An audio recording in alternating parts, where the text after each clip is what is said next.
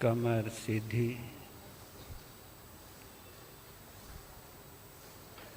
चित्त शांत, आंखें कोमलता से बंद, गहरा श्वास।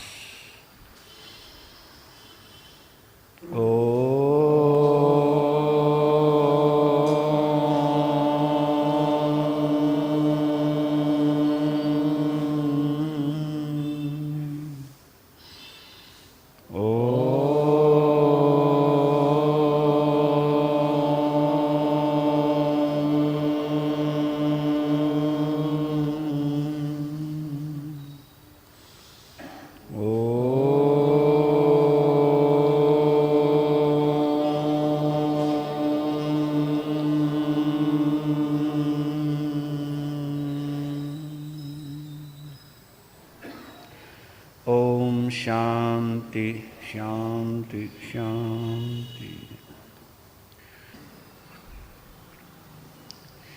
श्री श्रुतदेव श्रीमद् उत्तराध्ययन सूत्र में प्रवेश करें। इससे पहले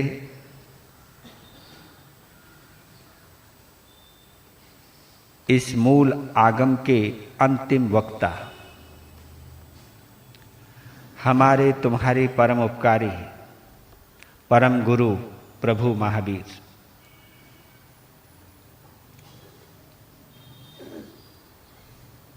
उनके शिष्यत्व का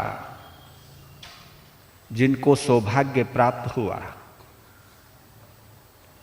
जिन्होंने अपने परमात्मा की वाणी को सूत्र रूप में गुंफित किया,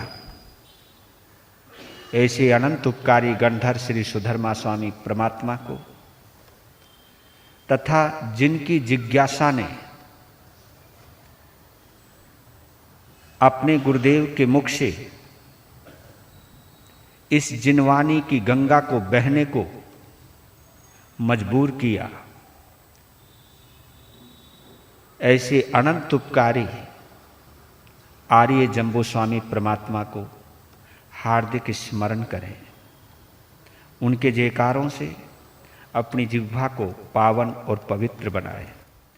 बोलिए शासनपति भगवान महावीर स्वामी की, बोलिए गणधर श्री सुधर्मा स्वामी भगवान की, बोलिए आर्य श्री जंबू स्वामी भगवान की। पूछे सुनम सामनामा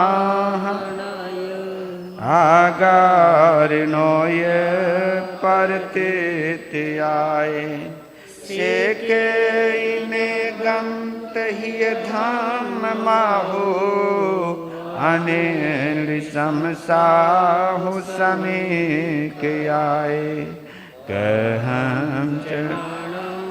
कहम दंसनम से शीलम कहम नाय सुयस, जानासिनम भीखु जहा तहना, आहा स्वयंभू ही जहान निसंतम खेयन,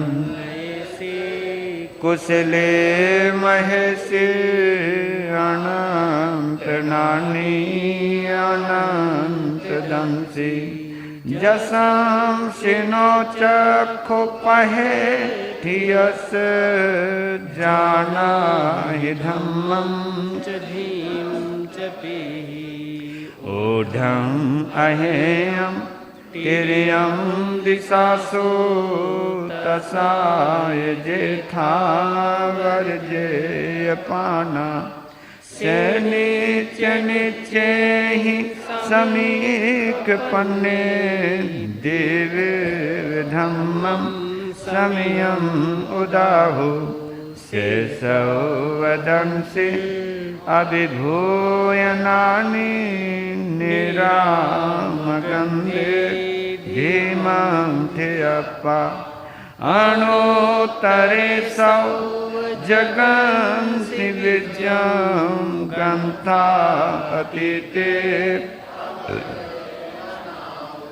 से भूय पन्ने अनिकेयचारे ओहं तरे धीरे अनंत चक्षु अनोत्तरं ता वैसूर्ये वा वैरोयनिन्दे वितमं पगासे अणु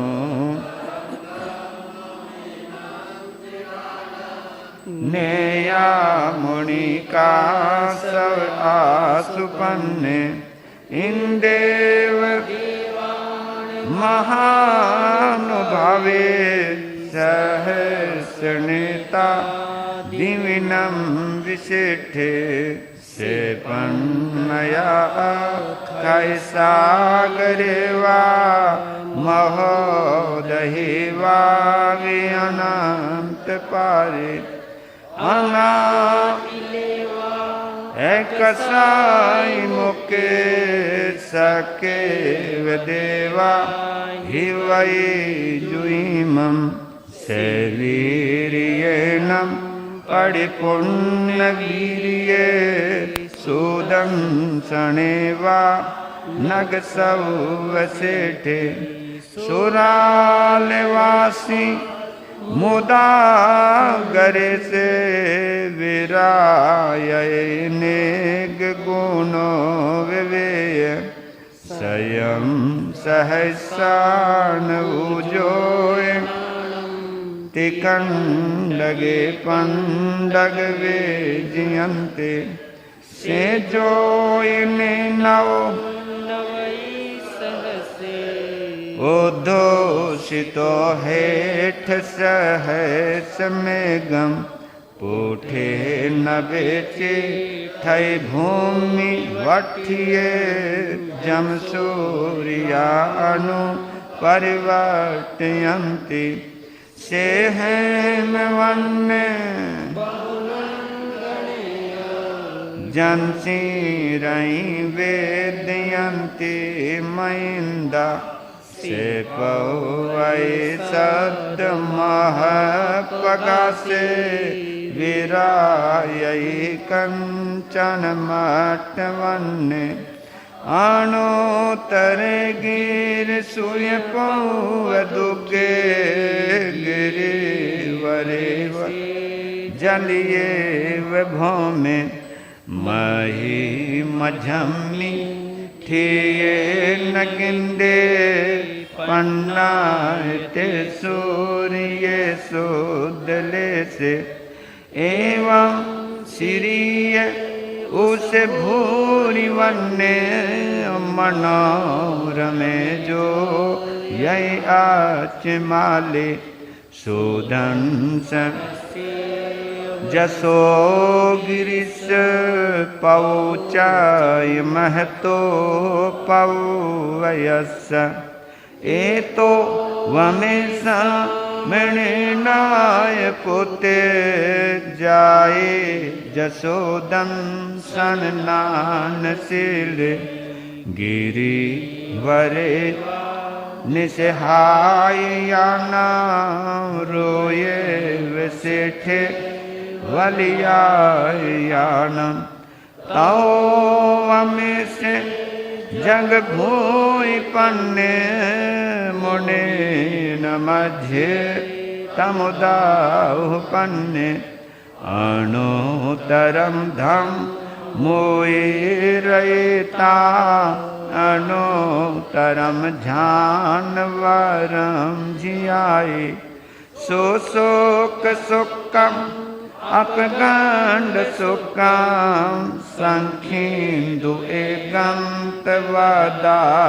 सुखम अणुतरंगम परमं महिषी अशेष कम्मं शिवसोहयिता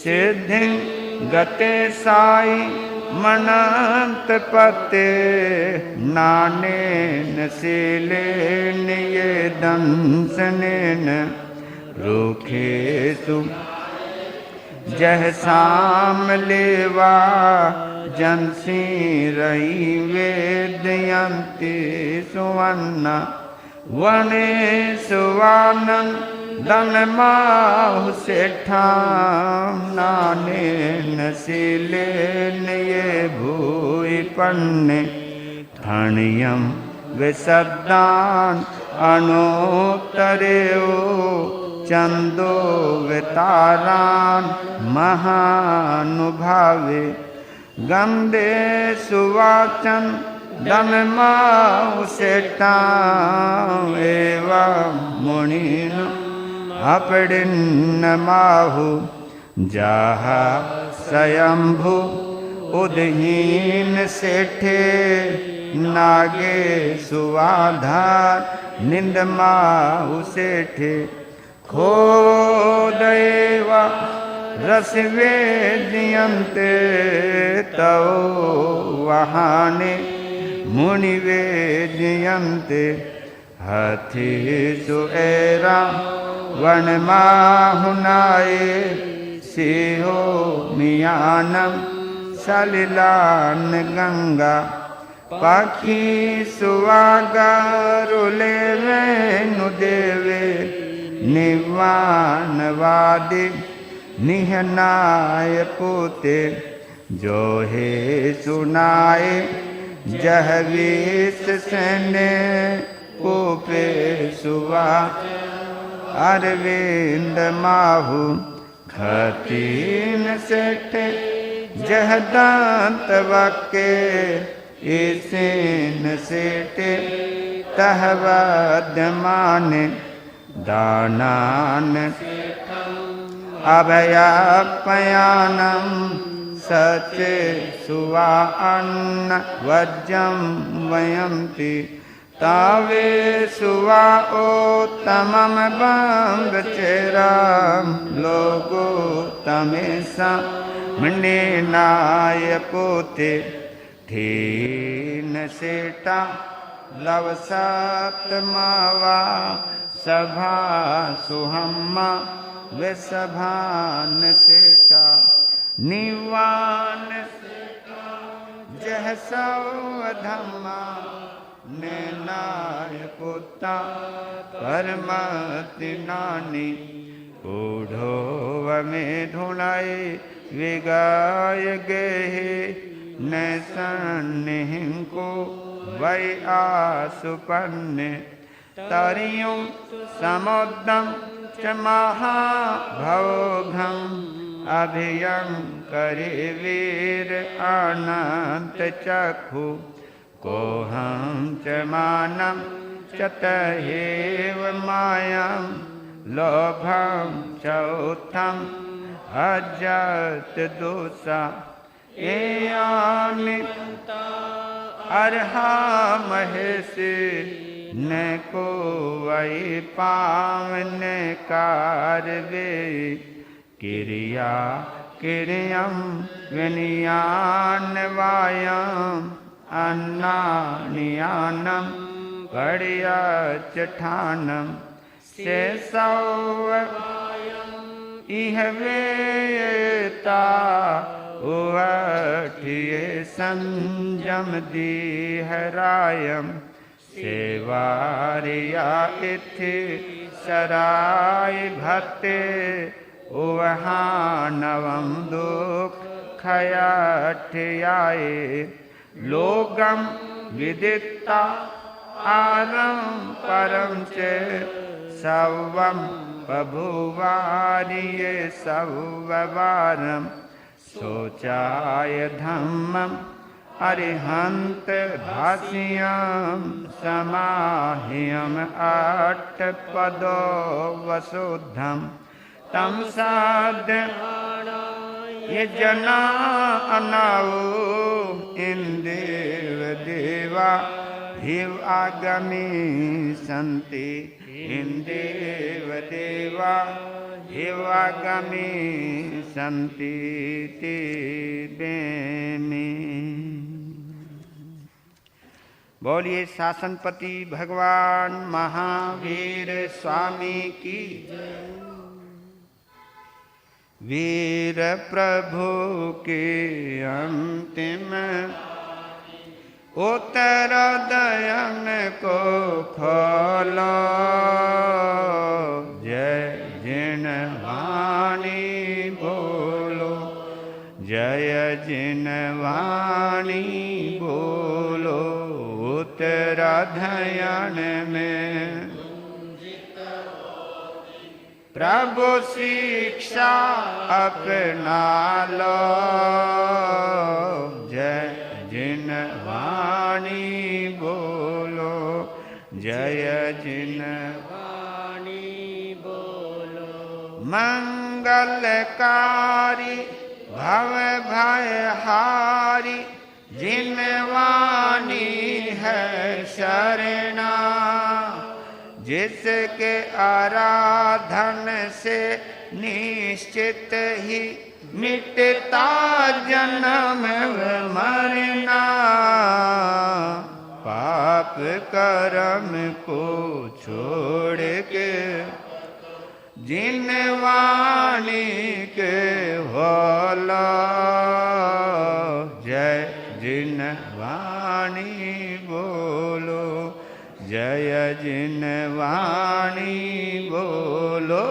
वीर प्रभु की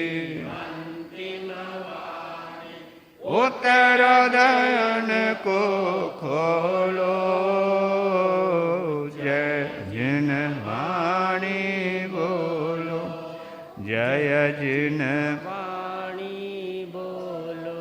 जिन वाणी का हर अक्षर ही अक्षय आनंद दाता, शब्द शब्द में सत्य धर्म का संदेशा मिल जाता।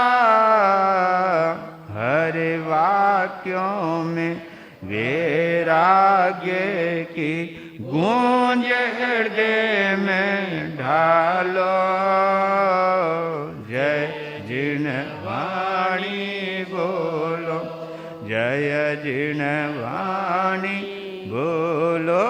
वीर प्रभु की उत्तरदयन को खोलो, जय जिन वाणी बोलो, जय जिन वाणी बोलो।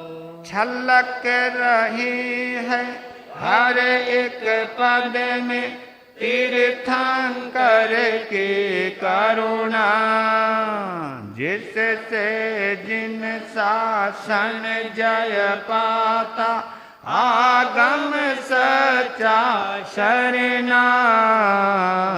हम भी जीवन पावन कर ले, इधर उधर मत डोलो, जय जिन वाणी बोलो, जय जिन वाणी बोलो। वीर प्रभु की उत्तरदयन को खोलो, जय जिन वाणी बोलो, जय जिन वाणी बोलो। जिससे होता तीर्थ का पोषण, जो है साधक शाला, हे अज्ञे और उपादेय का मिलता बोध निराला। महावीर की सा जिन वाणी को पीला जय जिन वाणी बोलो जय जिन वाणी बोलो वीर प्रभु की अंतिम वाणी उत्तर धयन को खोलो जय जिन वाणी बोलो जय जिन वाणी बोलो तेरा धयन में गुंजित होती प्रभु शिक्षा अपना लो जय जिन वाणी बोलो जय जिन वाणी बोलो।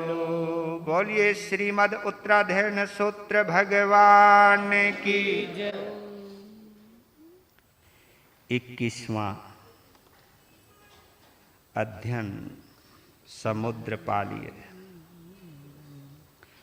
चंपाए पालिय नाम सवय आशिवानीय महावीर स भगवो शिष्य सो निगंत पावयने सवय सेवी को विये कोयन व्यवहरन्ते पिहुंडम नगर गए पिहुंड व्यवहरन् तस्य वाणियो दे धूय तम सतम पाए गिज सदस मह अह पालियस घरनि समुदामि पसवई अह दाराए जाए समुद पालती नामाए खे मैंने आगाए चंपम सावय वाणी घरम संवढ़ाए घर तस दाराए से भावतारी कलाओ ये सिखने को ये जौवन ये संपन्न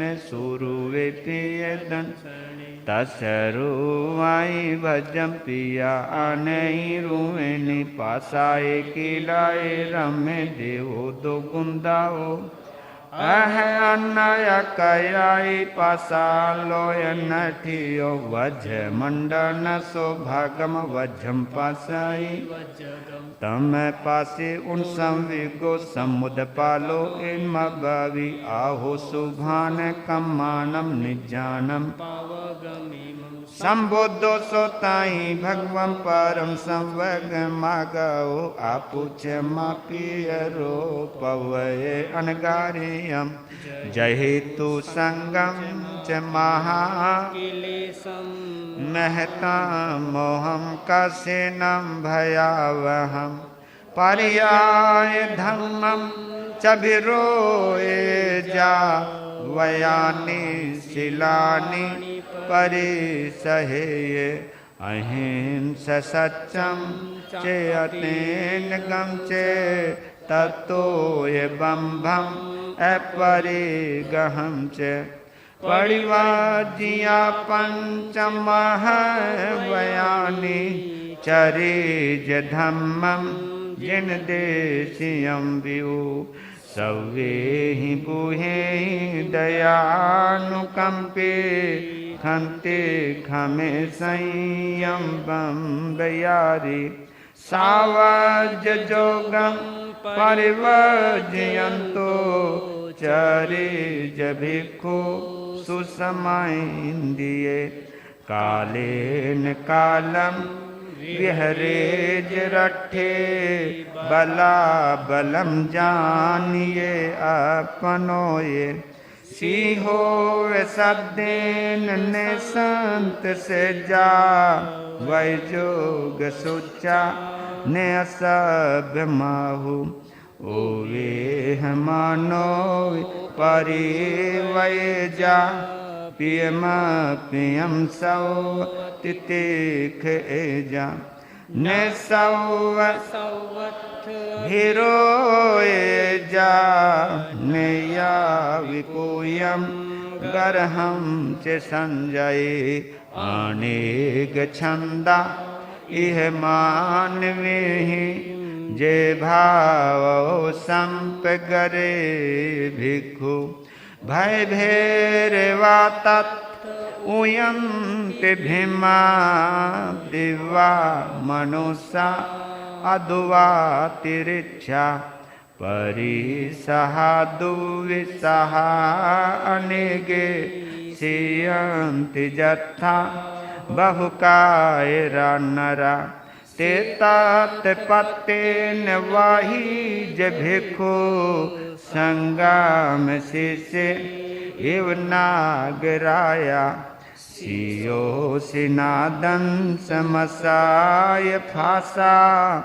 आयं कविविहा फुसन्ति देहम एको कवो तत्तहिया सयजा रयाई खेवेज पुरे कड़ाई पहाय रागम चतहेव दोषम मोहं च भिक्खु संयम वियक्षणो मेरो ववायन एकांपमानो परिसहे आय बुते सहेजा अणुनये नाव नेया विपूयं गर्हं च संजय सेवो जुभावं परिवज संजय निवानमग्गं विरये उवे अरहि रहि सहे पहिन संथवे विरय आहिये पहानवं परमाट पहि चिठये छिन्न सोय अम में अकिंचने विविलनाय भयजताय निरोवलेवाय असंत डाई इसी चिन्नाई महायसेहि कायेन फासेज परिसहाय सन्नान नानोव गए महेसे अणोतरम चारियों धम्म संचयम अणोतरिणान धरे जसंसे ओ भासई सूर्यवंत लेखे दुविहम खवे ओन ये पुण्य निरंगणे सवो विपमुखे तरिता समुद्रम विमहाभोगम समुद्र पाले अपुनागम गए बेनी। 22वां अध्ययन रथनेमीय।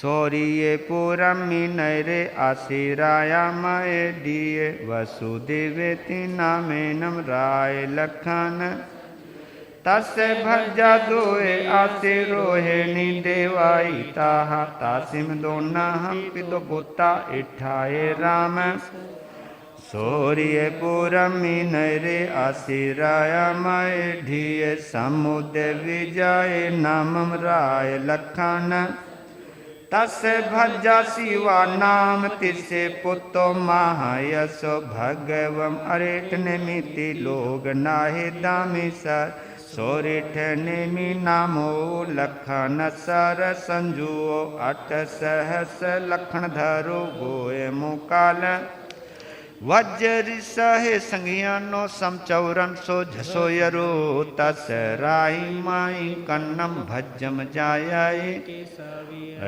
साराय वर कन्ना सुशीला चारु पे ही सव लखन संपन्ना विजु सोया माणिपक आहा जनओति से वासुदेव महिढियम इहा गच्छे कुमारो जसे कन्नम सवो सहहीन वियो कय को मंगलो दिवा जुयल परहियो आभरणे मतम चे गंध हथिम वासुदेवस जेठ गम आरूढ़ सोहाय अयम चीरे चूड़ामणि उसी ऊंछत न चामराही ये सोई दशा चक नये सो सब परिवारियो चाऊ रंगे निये सेनाए रैयाए जह कमम तुरियान सन्नि नयन दिव्यन गगन फुसम ए आदिशिय इडिय जुइये उत्तिमाय निया गाओ भावनाओ निजाओ वढ़ी पुंगाओ सो तत निजम तो दिस पाने भाई दुए वाड़े ही पंजरही चे सन्नि रुदे सुद जीवियं तंतु संपत्ति मनसठा भखिय पासते से महापन्ने सारा ही इनम भवि कसे अट्टा इमे पाना ए सवे सुए नो वाड़े ही पंजरही चे सन्नि रुद्धा सारी बनाई ए भद्दो पानी नो तुझ विहा कजमी भूया विहूं बाहूं सोन तस्वायन बाहु पानी विनाशनम चिंताई से महापन्ने सानु को से जाई मध्य कारण हम हिंति बाहु जिया ने में एयम तु निशेषम पर लोगे सो कुंड लांग जुयनम सुत गम चे महायसो आभरणानी ये संवानी सार हिस्से मन परिणामो कहे देवाय जब इय समोइना सवढ़िय सपुरिसा निखमन तस काऊंजे देव मनुष परे बुडो से आरणम तमो सहा समारुडो निखमीय वार गाओ रे वयम मिठियो उज्जानम संपतो ओइनो उत्तिमाउ सियाओ साहस्य पारे बुडो अहनिक ऐसे सुगंध गंधिये तुर्यमाओ कुंजिये सय में वलुंचै कैसे पंच मुठनी समाइयो वासुदेवन बनाए लुत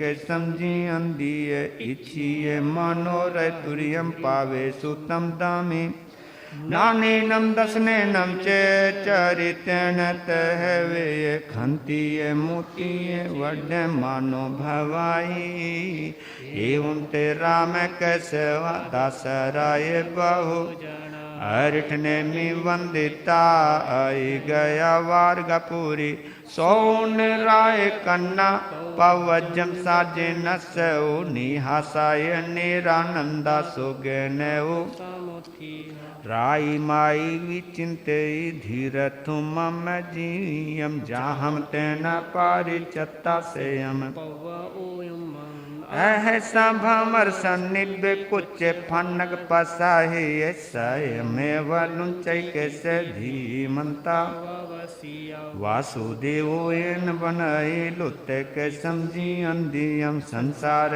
सागरम घोरम तर्कन लाहूं लाहूं सापवा इया संति पवा वैसे ताहि बाहु सयनम परियनम चेवा शीलवंता गिरिम रेवायाई जंती वास नुल्लाय अंतरा वासंत अंधेर्य रम्मी अंतोलन से आठिया चीवराई विसारंती जहा जायति पासिया रहने में भग चित्तो पच्छा दिठो भियायस ताई दट्टु एगंत संजय तयम वहाई काऊ संगोपम वे अमानी निसे सो वीराय पुतो समुद विजयंगो भियम पवयम दट्टुम इमम वक्कम उदा रहने मी अहम भद्दे सुरुवे चारु भासेनी मम भयाहि सोयनु नते पीला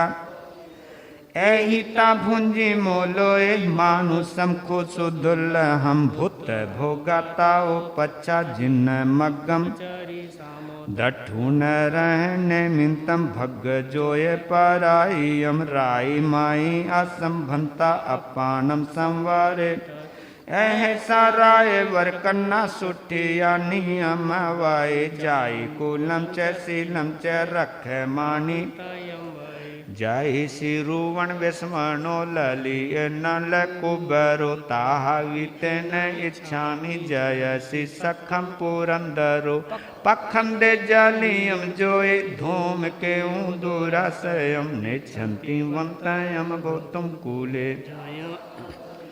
धीरा थुते जसो कामी जोतम जीवीय कारणावंतम इच्छे सियावे से ते माराणम अहम च भोय रायस्य तंचसी अंधगवणहीनो माकुले गंधना होमो संजमम निहुचर जयितम काहिसी भावम जा दिच्छसि वाया विद्धो वहाड़ो अठी अपा गोवालो भंड वालो वाजा तद्दव निसारो एवं अनिसारो तंपि सामानस भविष्यसि कोहम मानम निगृहीतमायम लोभम च इंद्रियाहि वसिकाऊं अपानम उव संहरे तिसे सोवायनम सोचा संजाये सुभाषयम अंकुशेन जहा नागो धम्म संपड़ी मन गुत्तो वाय गुत्तो काय गुत्तो जीवन दियो सामानम निचलम फासे जाव जीवम दड उगम तावम चारितानम जाया धुनि विकेवाली सवम कमम खावितानम सिद्धिम पत्ता एवं करन्ति संबुद्धा पंडिया पवियखना विनियटन्ति भोगेषु जाहसो पुरीषु तमोति बेमि आग में तिबिहे पन्नति संजहा सुतागमे अथागमे तदुभयागमे ये हवा श्री ज्ञान के विषय जे कोई अतिचार लागा होए ते में आलूं जम्बाइधम बच्चा मिलियम हिनखरम अचखरम पैहिनम विनयहीनम जोगहीनम सुठो दिनम दुठो पड़ी छियम ए काली कौ सज्जाऊ कालीन कौ सज्जाऊ सज्जायम न सज्जायम सज्जायम तस्मिच्छामि दुक्कडम तस्मिच्छामि दुक्कडम दुक्कडम। बोलिए शासनपति भगवान महावीर स्वामी की जय।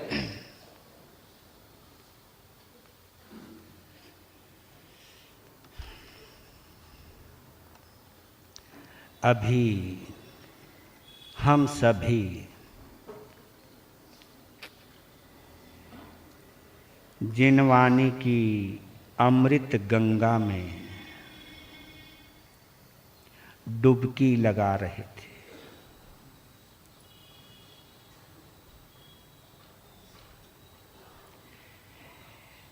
जिनवानी की गंगा में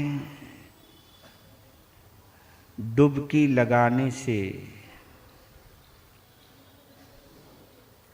आत्मा को परम आनंद आता है।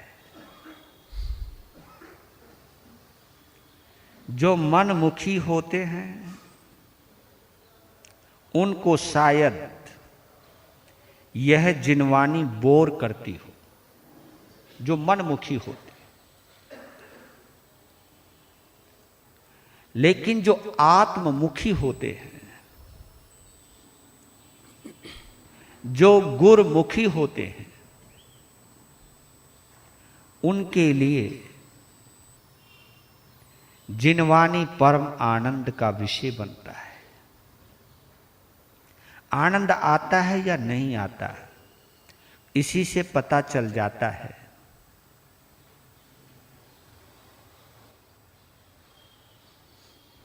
कि हमारे लिए संसार महत्वपूर्ण है या मुक्ति महत्वपूर्ण है।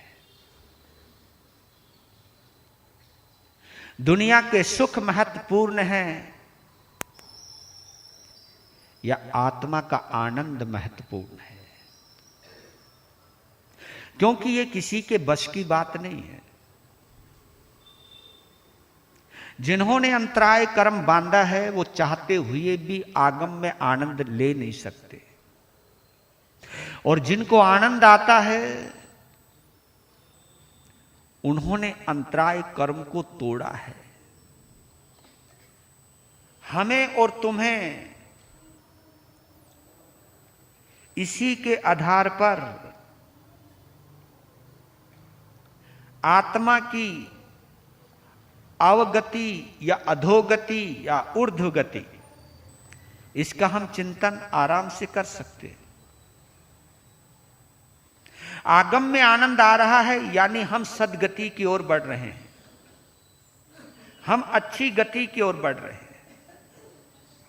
अगर आगम हमें बोर करते हैं तो निश्चित रूप से हम दुर्गति की ओर बढ़ रहे हैं, निश्चित रूप से हम अधोगति की ओर जा रहे हैं। इतना ही अंदाजा लग सकता है। महावीर की पाठशाला में एडमिशन लेने वाला बड़ा सौभाग्यशाली होता है, सौभाग्यशाली। इस पाठशाला में एडमिशन लेने का भाव आना ही सौभाग्य का प्रतीक है, सद्गति का प्रतीक है। तुमने देखा है, तभी तो भगवान की पाठशाला में आने वाले गिने चुने लोग होते हैं, और संसार की पाठशाला में लोग भरे हुए रहते हैं। हाँ, डोनेशन दे दे के एडमिशन लेते हैं, या हम बुला बुला के भी थक जाते हैं। इससे पता चलता है, इससे आप अंदाजा लगा सकते हो कि हमारी रुचि किधर है। इसी रुचि को और बढ़ाएं, 21वें अध्ययन पर नजर दौड़ाएं। 21वें अध्ययन में क्या भाव फरमाए हैं, इस पर दिल से, हृदय से महसूस करते हुए चिंतन करें। संक्षेप में कहूं, यह अध्ययन चोर से अचोरिये की तरफ की प्रेरणा है। चोर से अचोरिये की प्रेरणा मिलती है हमको, ये इसका सार है। चोर को देखकर समुद्रपाल कैसे बदल गया, और समुद्रपाल नाम कैसे पड़ा। इनके पिता का नाम है पालित। क्या नाम? पालित। चंपा नगरी का वासिंदा है, महावीर का श्रावक है। व्यापार करने प्रदेश गया है, विदेश गया है। पोहंड ग्राम में पहुंचा है, उसके व्यवहार से एक सेठ बड़ा प्रभावित हुआ, उसकी ईमानदारी से सेठ बड़ा प्रभावित हुआ। विदेश होने के बावजूद भी उस सेठ ने अपनी पुत्री का विवाह उस पालित के साथ कर दिया कि ये सेठ बड़ा ईमानदार है, बड़ा सूझबूझ वाला है, बड़ा ही बुद्धिमान है, मेरी पुत्री सुखी रहेगी, ये सोचकर विवाह कर दिया। व्यापार कुछ दिन किया, कुछ महीने किया, फिर चल पड़ा वापिस चंपापुरी की ओर। समुद्र की यात्रा थी, समुद्र के बीच में उसकी पत्नी ने जन्म दिया एक बच्चे को। समुद्र हमेशा याद रहे इसलिए पहला नाम रखा समुद्र, और पालित का लड़का था इसलिए नाम रखा पाल। तो क्या बना? समुद्र पाल। तो समुद्र पाल में बेटे का भी नाम है, समुद्र का निशान है, और पालित का बेटा है तो पालित का पाल लिया, इसलिए बना समुद्र पाल। इसके अंदर क्या प्रेरणा है? 4 लाइनों में गौर करें। कर्म फल को देख करके, कर्म फल को देख करके अशुभ कर्मों का यहाँ मुक्ति की अभिलाषा जागे, ज्ञानी जन ने है कहा। अनगार बन संबुद्ध होकर, अनगार बन संबुद्ध होकर, पंचव्रत जो पालते, समुद्र पाल से सूर्य सम वे संघ में हैं शोभते, संघ में हैं शोभते। कर्म फल को देखकर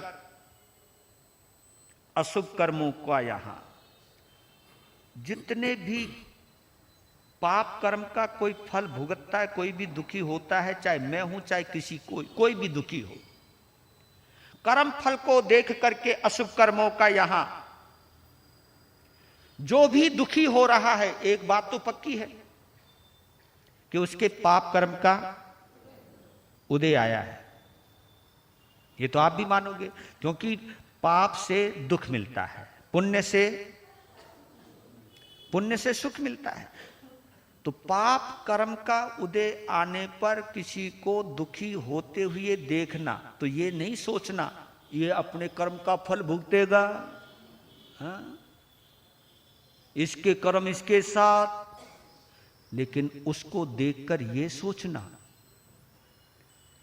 कि ये दुखी हो सकता है, पाप कर्म इसको परेशान कर सकते हैं, तो पाप कर्म तो मुझको भी परेशान कर सकते। बस इतना फर्क है, मेरे अभी पाप कर्म उदय में नहीं आए और इसके पाप कर्म उदय में आ गए। तो मेरे भी जब पाप कर्म उदय में आएंगे तो मैं भी तो इसी प्रकार दुखी होऊंगा। यानी दूसरे को दुखी देखकर पाप से बचने के भाव आवे, ये इसका सिद्धांत है इस अध्ययन का। किसी पापी को दुखी देखकर पाप करने से डर लगे, ना ना ना ना, मैंने पाप कर्म नहीं करने। जिस तरह ये दुखी हो रहा है उस तरह मुझे भी दुखी होना होगा। ये जब भाव जगते हैं तो मुक्ति की अभिलाषा जागे। ज्ञानी जन ने है कहा, मैं किस तरह पाप से मुक्त हो जाऊं, ये अभिलाषा जाग जाए, ये इच्छा जाग जाए। नहीं, मैंने पाप से मुक्त होना है, मैंने पाप में रहना ही नहीं, क्योंकि इसको देख करके मेरे अंदर ही शिहरण हो रही है। किसी दुखी को दुखित होता हुआ देखकर जो मुझे शिहरण हो रही है, अभी तो उस दुख को मैंने भोगा नहीं, देखने मात्र से मुझे शिहरण हो रही है। लेकिन इसी दुख को जब मैं भोगूंगा मेरे साथ, अभी तो मैं केवल अंदाजा लगा रहा हूं, अंदाजा, लेकिन जब इस दुख को मैं खुद महसूस करूंगा तो कितना दुखी होऊंगा। देखने मात्र से डर लग रहा है, लेकिन जब मैं खुद अनुभव करूंगा, इसकी तो हिम्मत है रे, ये सहन भी कर रहा है। ना बाबा ना, मैं तो सहन भी, ये बोध है। इस बोध को प्राप्त करके अनगार बन संबद्ध होकर पंचव्रत जो पालते, संसार के दुखों को देखकर अनगार बनने के भाव जागे कि मैं भी संत बनूं, मैं भी साधु बनूं, मैं भी इन पचड़ों से दूर हूं, मैं कब तक इन पापों में पड़ा रहूंगा, कब तक धंसा रहूंगा, मैं क्यों अपने जन्म मरण बढ़ाऊं रे। ये सोचकर, ये सोचना, ये चिंतन करना, ये वैराग्य का कारण बनता है। ये आगार से अनगार की यात्रा करवाता है, ये वाला भाव। और किसी तरह, किसी वजह से, किसी तरह नहीं, किसी वजह से, अंतराय कर्म की वजह से आपको घर में रहना पड़ रहा है, लेकिन भाव तो जगा सकते हो कि वो शुभ घड़ी कब आएगी जब मैं सब कुछ छोड़कर क्या बनूंगा, साधु बनूंगा। ये भाव भी अगर आ जाए तो आप कई प्रकार के पापों से अपने आप बच जाओगे। और ये भाव जग जाए कि किसी कर्म की वजह से मैं अनगार यानी साधु बन पाऊं ना बन पाऊं, लेकिन कम से कम घर में रहते हुए भी मैं साधु जैसा रहने का अभ्यास करता हूं। साधु की चर्या को मैं पूरी तरह ना पालूं, लेकिन कुछ तो पालूं। जो पाल सकता हूं, जिन पापों से मैं बच सकता हूं, उन पापों से बचने की कोशिश तो करूं। इसलिए कभी आप लोगों ने गौर किया या नहीं किया, जब 24 सत्ता का पाठ पढ़ते हो, लोगस का पाठ पढ़ते हो, तो आपने देखा एक पवित्र चेतना से एक पवित्र चेतना क्या विनती कर रही है। कभी भी अरिहंतों का, तीर्थंकरों का, सिद्ध भगवंतों का ध्यान आना ही पवित्र आत्मा का लक्षण है। उनका ध्यान, आप लोग तो लोगस का पाठ पढ़ते हो, पढ़ते चले जाते हो, पता नहीं तुमको कोई भी तीर्थंकर लोगस के पाठ में भी ध्यान में आता है या नहीं आता। किसी तीर्थंकर की तस्वीर भी आपके आगे आती है या नहीं आती, मुझे नहीं मालूम। आती हो तो बहुत अच्छी बात है, लेकिन कईयों ने तो लोगस का पाठ पढ़ने का जिम्मा ले रखा है। हाँ, लोगस से जो धम्म, आप तो पढ़ते चले जाते हो। पाठ पढ़ते पढ़ते 24 तीर्थंकरों का स्मरण होता है? कभी ध्यान आता है? आना चाहिए, क्योंकि तीर्थंकरों का ध्यान करते करते पढ़ोगे ना आप, तो लोगस के पाठ में आनंद आएगा। पढ़ते पढ़ते ध्यान इधर उधर, क्योंकि आप तो 24 सत्ता के माध्यम से 24 तीर्थंकरों के दर्शन कर रहे हो।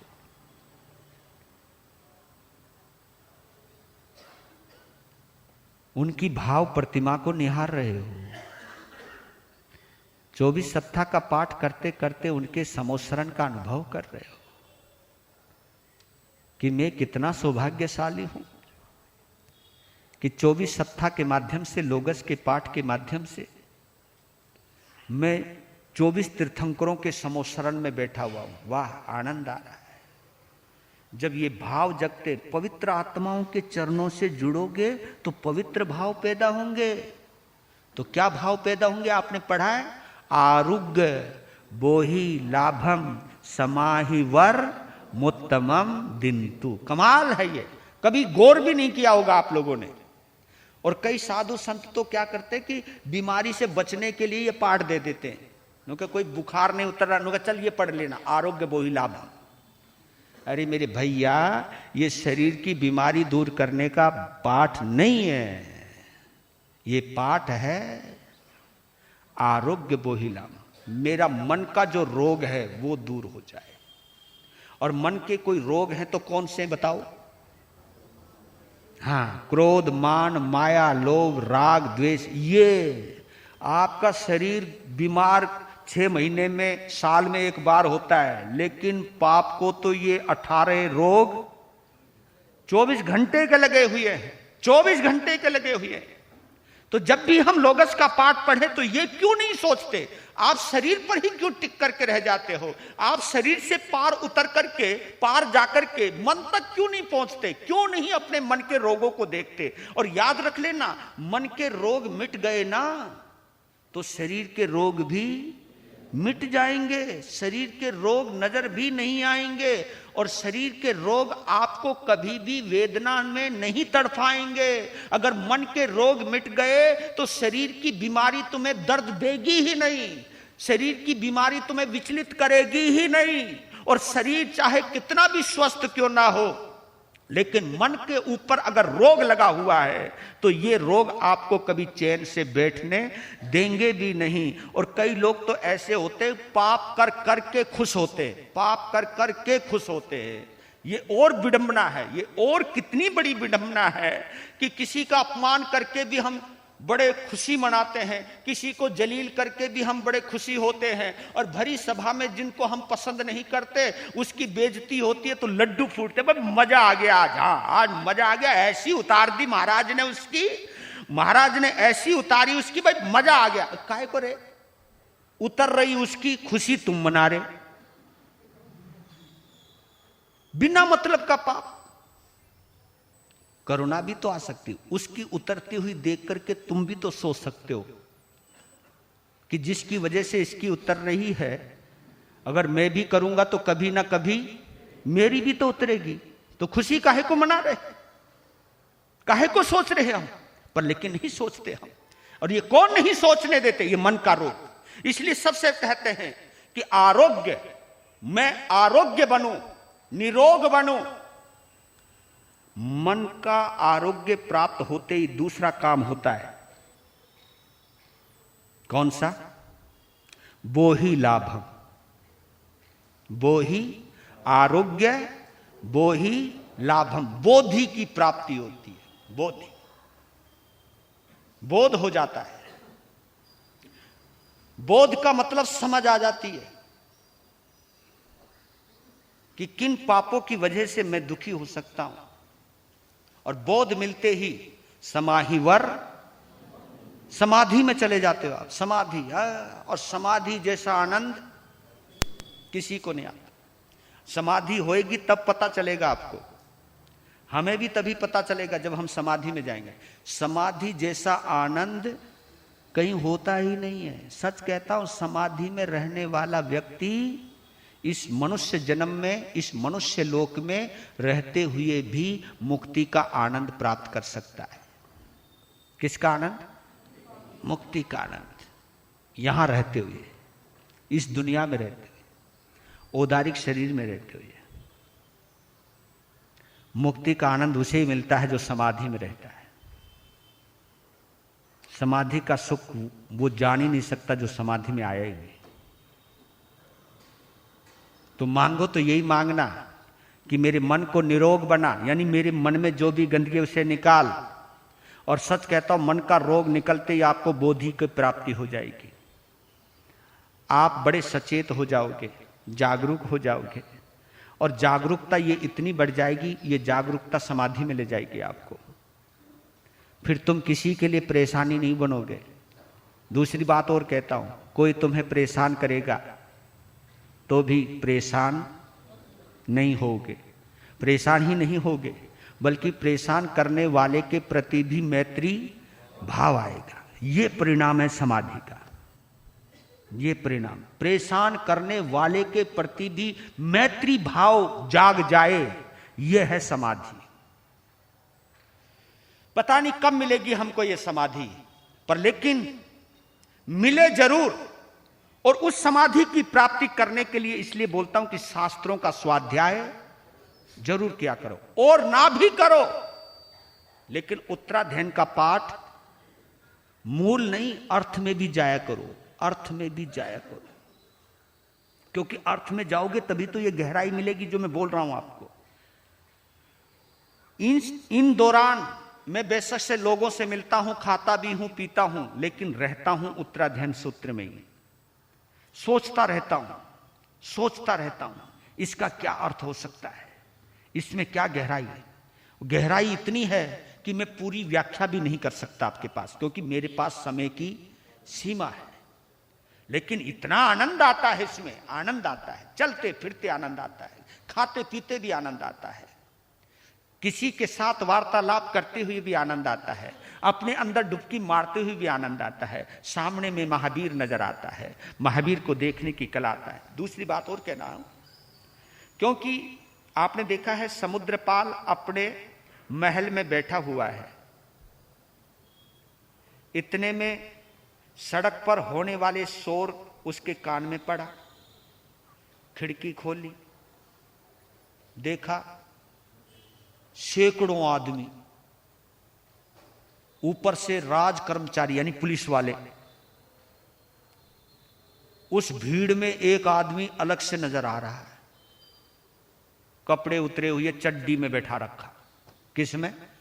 वही लंगोट में, और सारे शरीर पर काला रंग पोत रखा, बाल उड़ा रखे, ऊपर से लेके नीचे तक काला रंग पोता हुआ है।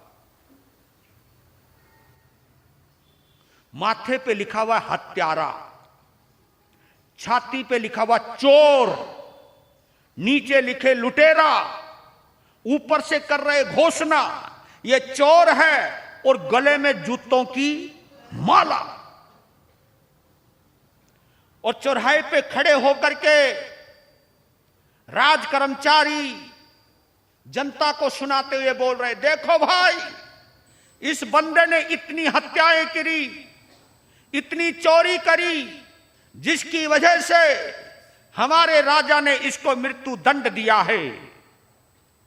कोई भी ये पाप करेगा कोई भी इस जैसा व्यवहार करेगा उसकी भी यही दुर्गति होगी जो दुर्गति इसकी हो रही है।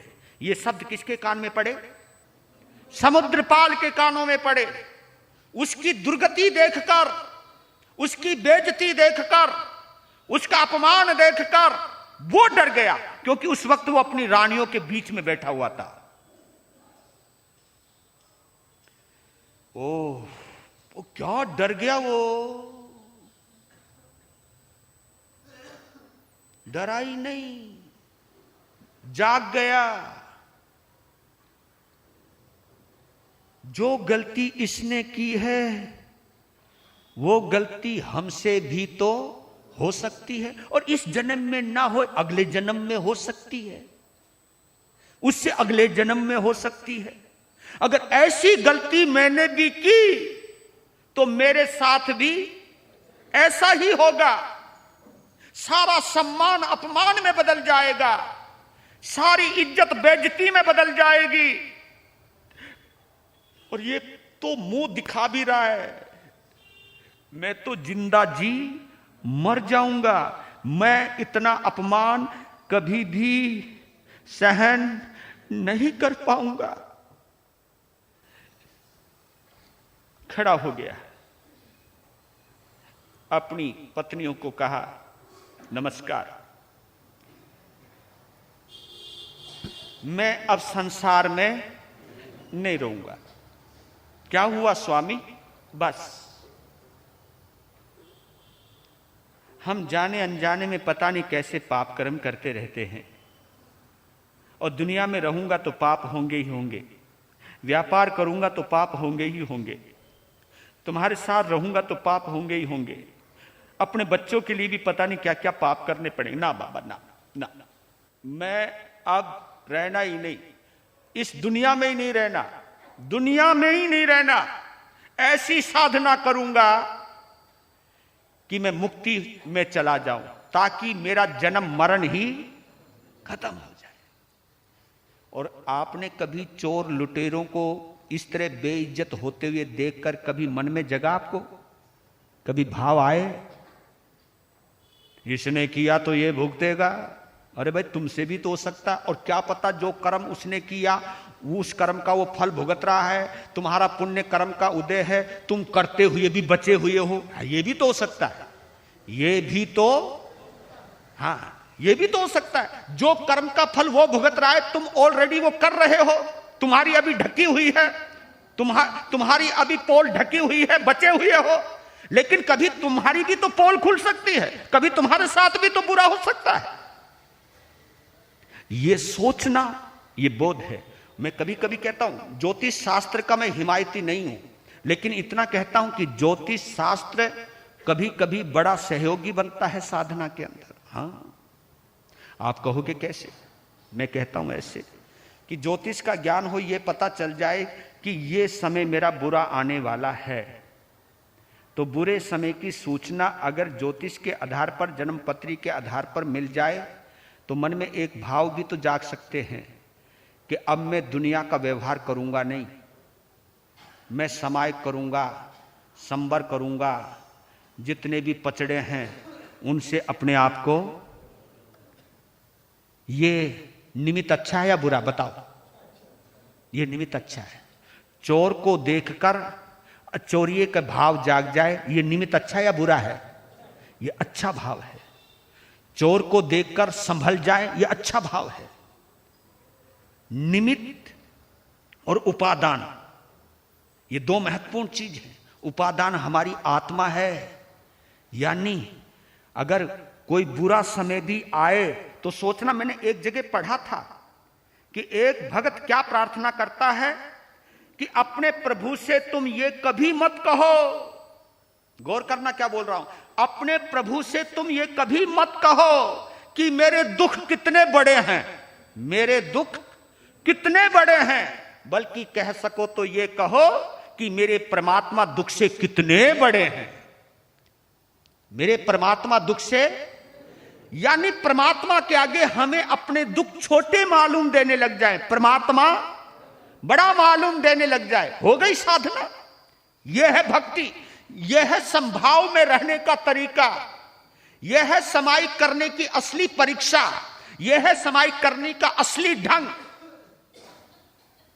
तकलीफ में भी ये भाव जगे कि तकलीफ को मैं कभी भी अपने ऊपर इतना हावी होने नहीं दूंगा कि जिसकी वजह से मुझे तकलीफ आई है उसके प्रति मेरे मन में बुरे भाव आवे नहीं, क्योंकि उसने मेरा बुरा नहीं किया, मैंने ही कभी उसका बुरा किया था। उसने तो मेरा दिया हुआ हिसाब मुझे वापस लौटाया है रे।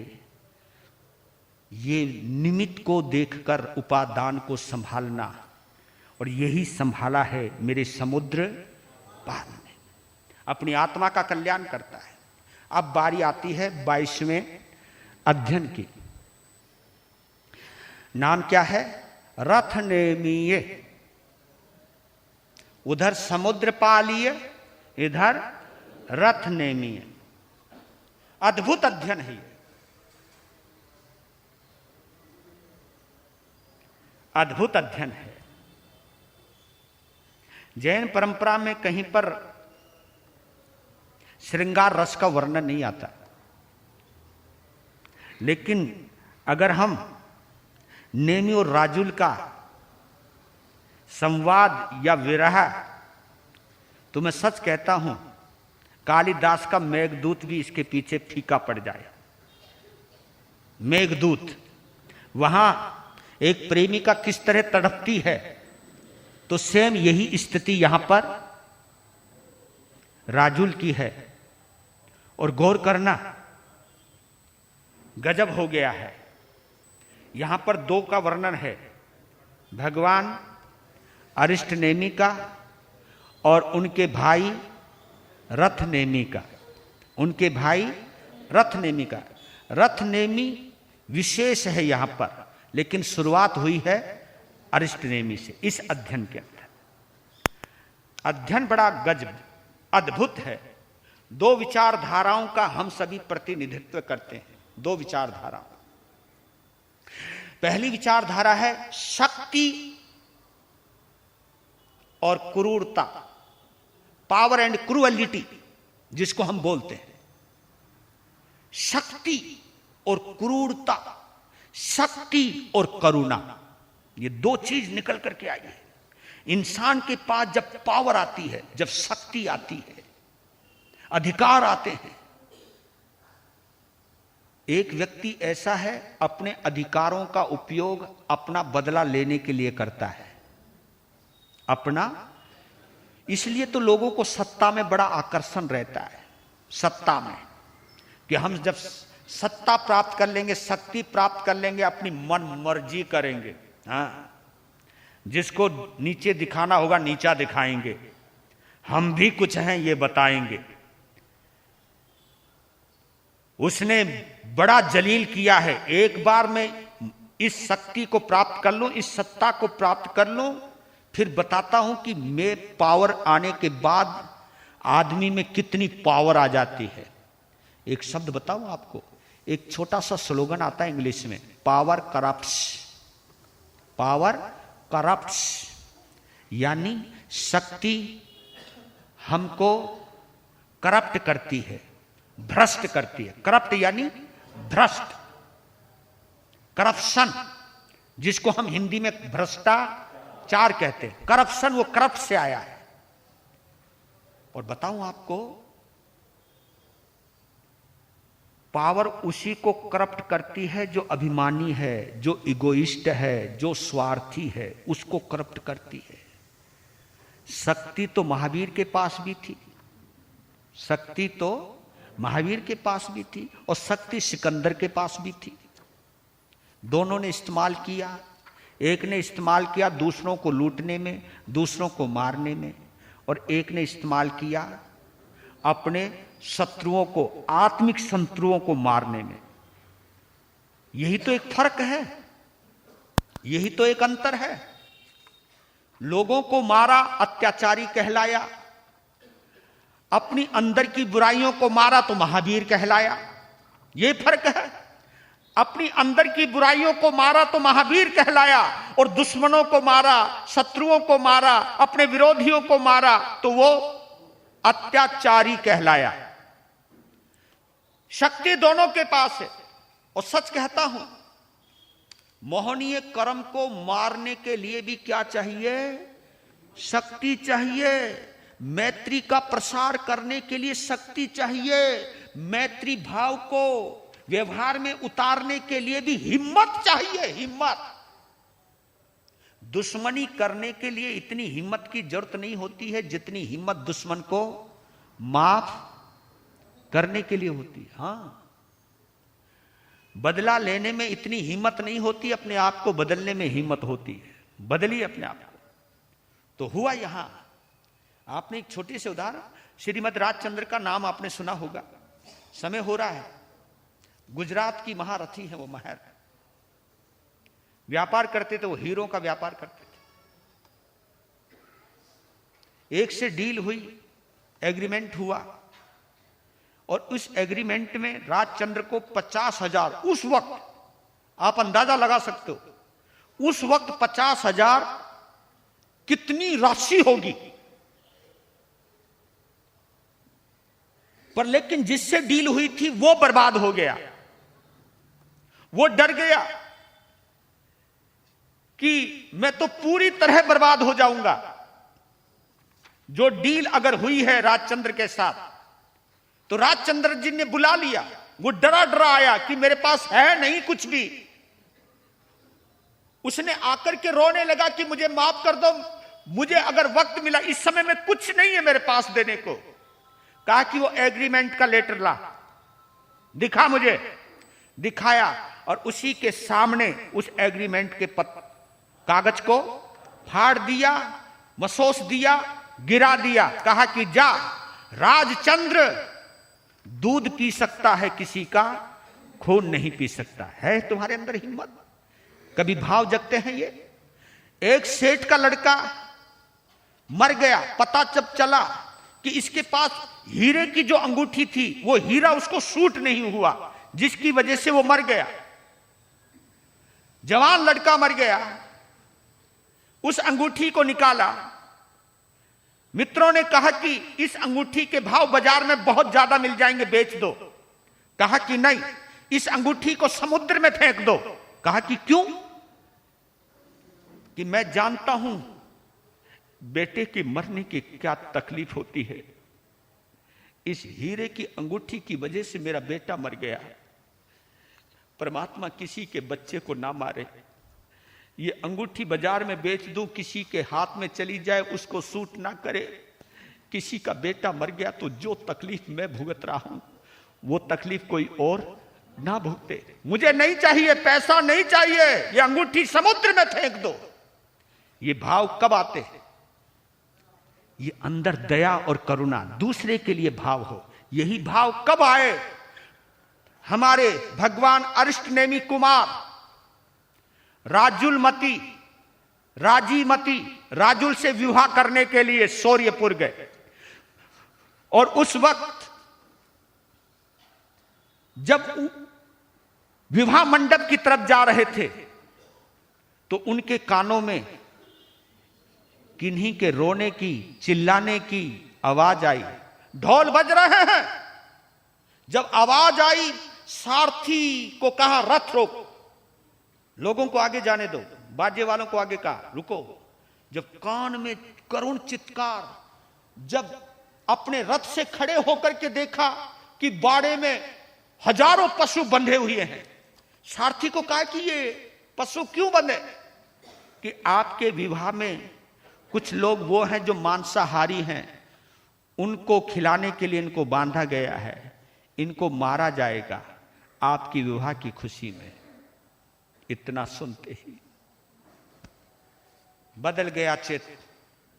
मेरी खुशी के लिए इतने जीवों की जिंदगी के साथ खिलवाड़ होगा? मुझे ऐसी खुशी नहीं चाहिए जो खुशी खून से सन करके आई हो, रक्त से लिप्त होकर के आई हो। मुझे ऐसी खुशी नहीं चाहिए, मुझे नहीं करना यह विवाह। वापिस और खुद गए, बाड़े का दरवाजा खोल दिया, सभी पशुओं को बाहर निकाल दिया।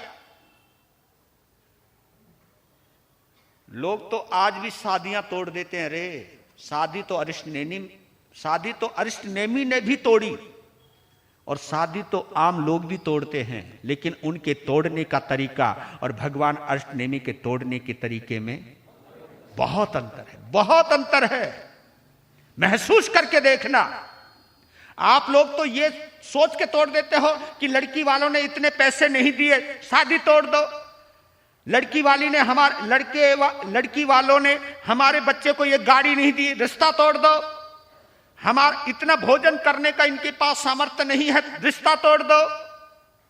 आप अपने घमंड में रिश्ता तोड़ देते हो, लालच में रिश्ता तोड़ देते हो, अपने मान सम्मान के चक्कर में रिश्ता तोड़ देते हो। लेकिन अरिष्टनेमी ने जीवों की रक्षा करने के लिए, इससे बढ़िया असहयोग आंदोलन कोई हो ही नहीं सकता। यह था असली असहयोग, और वह भी अहिंसात्मक। इसलिए महात्मा गांधी को राष्ट्रपिता कहा जाता है, क्योंकि उन्होंने अहिंसात्मक रास्ता अपनाया, असहयोग आंदोलन। उन्होंने हिंसा का रास्ता नहीं अपनाया, उन्होंने असहयोग आंदोलन का रास्ता अपनाया, अहिंसात्मक आंदोलन का रास्ता अपनाया। और उसकी शुरुआत अगर मैं कहीं महसूस करता हूं तो सबसे पहले झलक कहां मिलती है? भगवान। और इस घटना के माध्यम से यह सबक देना चाहते हैं, मैंने उन राजाओं के घर से रिश्ता जोड़ना ही नहीं जहां अपने रिश्तेदारों को खुश करने के लिए किसी की खुशी के प्रसंग पर पशुओं की हिंसा की जाती हो, मुझे वहां रिश्ता जोड़ना ही नहीं, वहां की लड़की लानी ही नहीं। चल दिए। पता चला राजुलमती को धक्का पहुंचा, रोने लगी। वो उधर से सीधे अपने शहर आ गए। उधर वो रही 12 महीने, क्योंकि कोई तीर्थंकर वर्षी दान दिए बिना दीक्षा लेता नहीं है। इधर राजुल 1 नहीं 2 नहीं 12 महीने तक वो प्रतीक्षा करती है। राजुल का 12 मासा बड़ा प्रसिद्ध है। एक महीने में वो किस तरह तड़फी है, उसकी व्याख्या करूं तो गजब हो जाए, पर लेकिन मैं उस राग श्रृंगार रस में जाना नहीं चाहता हूं। लेकिन ये आपको बतला देना चाहता हूं कि जब पता चला कि आज मेरे भगवान दीक्षित हो रहे हैं, रोई बहुत उस वक्त। उधर दीक्षा हो रही है अरिष्टनेमी परमात्मा की, और इधर रथनेमी पहुंचा है राजुलमती के पास, क्योंकि खूबसूरत बहुत थी वो, बहुत बेहद खूबसूरत। तो रथनेमी कहता है, मेरे भाई शादी तुमसे नहीं की, लेकिन जिस कुल में आपके होने वाले पति ने जन्म लिया था, उसी कुल में मेरा भी जन्म हुआ है। वो ना सही मैं सही, मैं तैयार हूं। अपने रथनेमी की बात सुन के कहा कि रुको जरा, रुको, एक काम रुक। वो थोड़ा सोचा पॉजिटिव, काम बन सकता है। हाँ, बढ़िया बढ़िया भोजन मंगाए राजुल ने, खाए बढ़िया बढ़िया भोजन। क्या रस मलाई, क्या रे कोई बादाम का शीरा, क्या रे, और मैं क्या क्या बताऊं, मैं नाम बताना नहीं चाहता, तुम समाई के अंदर हो। सब इतना माल खाया, और माल खाने के बाद उल्टी करी। उल्टी करने के बाद उस बर्तन में जिसमें उल्टी करी है, वो बर्तन रथनेमी के। हाँ, क्या मतलब है इसका? क्योंकि इसका मतलब यह है, मैं तुमसे विवाह कर लूंगी, ये मेरी उल्टी पी जाओ। उल्टी क्यों? इसलिए मैं भी किसी की उल्टी हूं, मैं भी किसी की उल्टी हूं, परित्यक्ता हूं। आपके भाई ने मेरा त्याग किया है, वमन किया है, उल्टी की है, और अपने भाई की उल्टी को तुम चाटने को तैयार हो गए। उल्टी चाटी है मेरी। सारा जितना भी खुमार था ना अंदर, सब उतर गया। जी नमस्कार, चल दिए। चले ही नहीं, दीक्षा ली। कुछ समय के बाद राजुल ने भी दीक्षा ली। रेवतगिरी पर्वत पर भगवान अष्टनेमी के चरणों में वंदना करने के लिए अपनी साध्वियों के साथ जाने लगी। रास्ते में मूसलाधार बरसात आई। बरसात इतनी जबरदस्त आई, तूफान इतना जबरदस्त आया कि वो साध्वियों का झुंड आपस में तितर बितर हो गया। जिसको जहां जगह मिली वो वहां चला गया। तो राजुल भी पूरी तरह भीगी हुई एक गुफा में घुस गई। और गुफा का एक नियम होता है, जो अंदर बैठा है वो बाहर वाले को तो देख सकता है, लेकिन जो बाहर से अंदर आया है वो अंदर बैठे हुए व्यक्ति को नहीं देख सकता। उसने अपने कपड़े उतारे, कपड़े सुखाने को डाल दिए, और संयोग ऐसा हुआ कि उसी गुफा में रथनेमी बैठा हुआ है। राजुल के वो देदीप्यमान शरीर को देखते ही पागल हो गया। एकदम खड़ा हुआ। कुछ आवाज आई कि कोई है अंदर, लेकिन कपड़े पास में होते हुए भी उन कपड़ों को उठाने का समय नहीं था। एकदम अपने अंगों को दबोच करके बैठ गई। कोई है, कोई है, कौन है? मैं रथनेमी। तुम यहां क्या कर रहे हो? मैं साधना कर रहा हूं। साधु? तो फिर मैं अभी भी कहता हूं, ये मनुष्य जन्म बहुत मुश्किल से मिलता है, और मैं सच कहता हूं मैं तुम्हें बहुत सुखी रखूंगा। जो भी तू कहेगी मैं वो करूंगा। मैं तेरा कहना कभी नहीं टालूंगा। प्लीज कृपया मुझे अपना लो, मैं तुम्हारे बिना नहीं रह सकता। उस वक्त जो झाड़ पेली है, उस वक्त जो उसने समझाया है, इस कदर समझाया है रे, बोध आ गया, बोध आ गया। कहा कि अपने कुल को देख और मेरे कुल को भी देख। हमारे कुल के अंदर अगंधन कुल है। ये अगंधन कुल में जन्मा हुआ सर्प जो होता है, जो जहर एक बार उगल देता है, कोई भी मांत्रिक में शक्ति नहीं उस जहर को वो दोबारा पी ले, मर जाएगा, लेकिन उल्टी की हुई को जहर को वो कभी पीता नहीं है। आम सांप पी लेता है, मांत्रिक अपने मंत्रों से उसके जहर को दोबारा चुसवा लेते हैं, लेकिन अगंधन कुल में पैदा होने वाला सर्प कभी भी उगले हुए जहर को निगलता नहीं है। धिक्कार है तुम्हारी आत्मा को। अरे तुम संत बन गए हो और फिर भी तुम्हारी नजरों में इतना खोट, इतनी वासना। धिक्कार है तुम्हारी आत्मा को। इतना लताड़ फैली है उस महासाध्वी ने, सधी हुई साध्वी ने, भगवान अष्टनेमी के शुद्ध प्रेम में पगी रची पची महासाध्वी ने।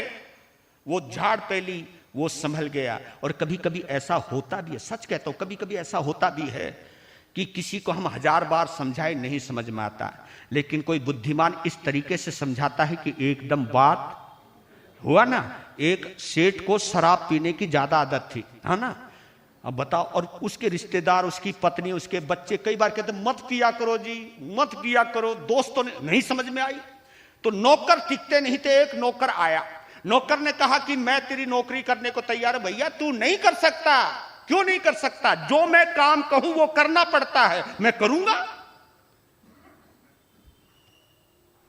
मैं एक काम कहता हूं, उस काम के साथ जितने भी काम जुड़े हुए हैं, जितने भी काम जुड़े हुए हैं, उन कामों को करेगा। मैं करूंगा। आज शाम हुई, कहा जा बोतल ले आ जी। गया। पहली बात तो देर में आया तो उसके साथ साथ क्या क्या लाया? पहले तो बोतल लाया। नुका लो जी बोतल। आंगन था, बोतल। एक दवाई का बक्सा लाया, एक सफेद कोट में डॉक्टर लाया, एक कफन का कपड़ा लाया, ऊपर से अर्थी लाया, 70-80 लोग लाया। उस सेठ ने कहा, अबे पागल, मैंने तेरे से बोतल मंगाई थी, तू ये क्या ताम झाम उठा के लाए? जी आपने कहा था जो भी काम बताऊं उस काम से जुड़ा हुआ हर काम करना है तुझे। मतलब क्या है तेरा?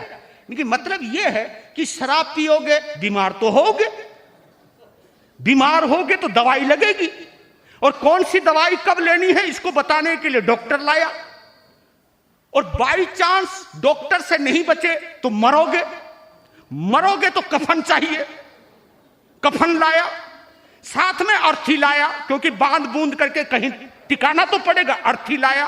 और इतने बड़े सेठ हो, कोई अकेले कोई जाओगे, 70-80 लोग लाया, और क्या चाहिए? ओहो, उस बोतल को देखा, उससे पूछा इस बोतल से जुड़े हुए इतने काम? उनका हाँ इतने काम है तेरे की।